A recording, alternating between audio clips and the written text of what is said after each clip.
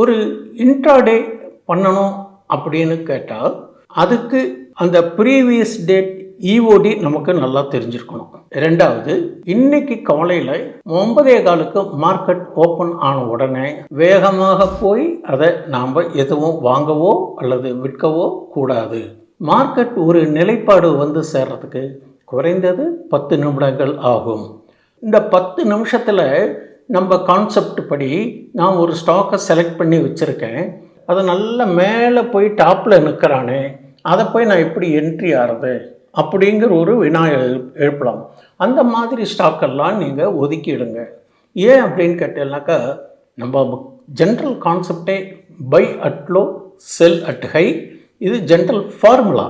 ஆனால் ஒரு இன்ட்ராடே அப்படின்னு நம்ம எடுத்துக்கிட்டோம்னா அந்த இன்ட்ராடேயில் குறைந்தது 1.5% அல்லது 1% லாபத்தோடு நம்ம வெளியில் வருவது என்பது ஒரு ஆரோக்கியம். அதேமாரி இன்ட்ராடே அப்படின்னா டெய்லி நம்ம இன்ட்ராடே பண்ணணுங்கிறது கிடையாது. அதுக்கு பேர் இன்ட்ராடே கிடையாது. ஒரு தவறான புரிதல்.